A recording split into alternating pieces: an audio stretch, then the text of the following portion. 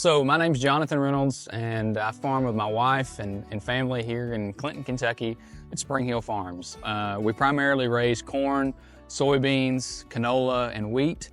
And then when we're not raising canola and wheat in the wintertime, we've got a cover crop on all of those other acres. We're really big in trying to rotate our crops. We're rotating the type of cover crops that we're using to suit the needs that we have for that acre.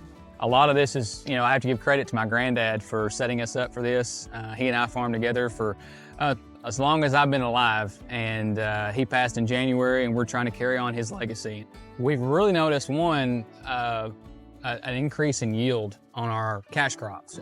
Having a yield increase and being able to capitalize off of that has really helped us continue to invest in different practices that we're using to build our soil health.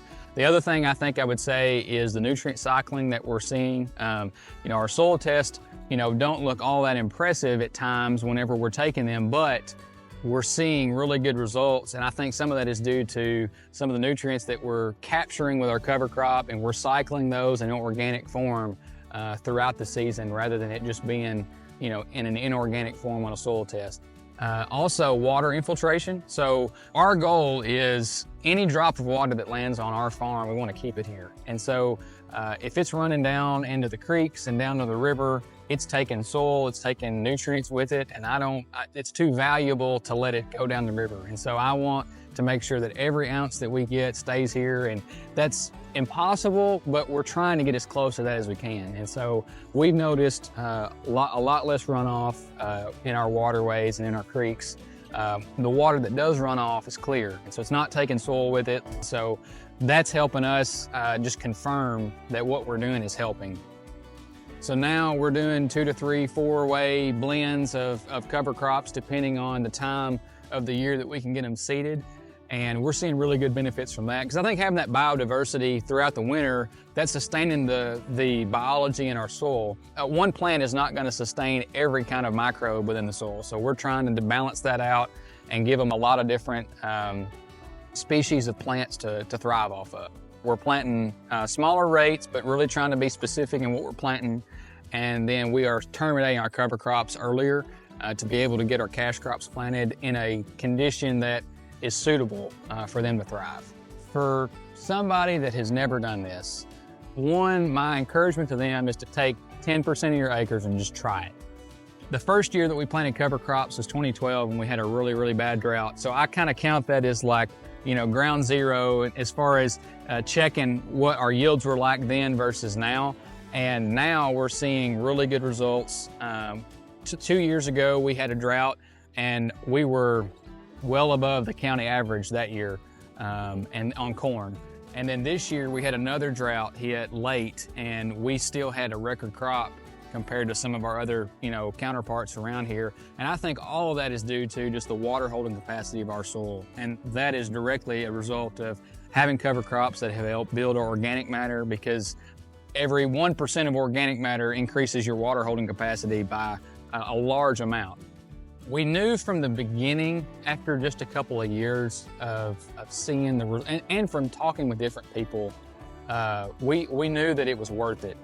And we knew there was going to be growing pains, and that's part of it. I think probably 7 years in, after trying a lot of different things, we started to kind of nail down, okay, what's working here?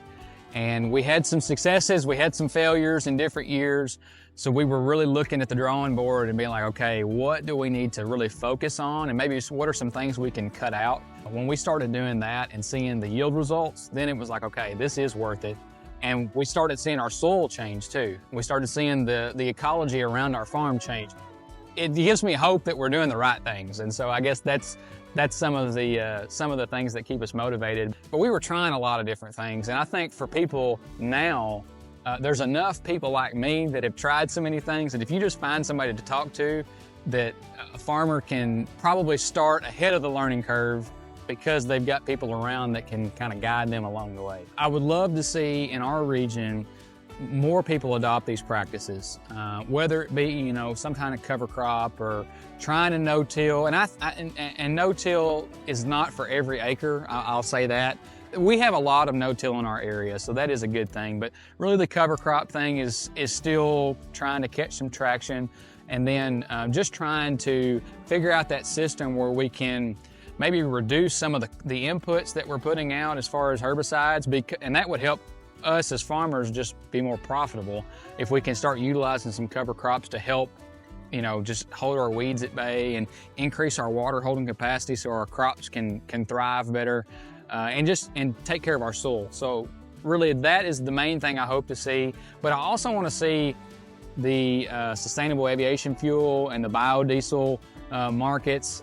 We've got some really good opportunities with that that could really help farmers just sell these at a premium. And I think the sustainability part is going to go hand in hand with raising, you know, these, you know, renewable fuels. And so I really, really hope that those things can take traction in our area, that farmers can adopt these practices very quickly, manage it, and then be able to be rewarded for it. For anybody that's curious about trying some of this on their farm, reach out to Farmers for Soil Health and they can really help get you started.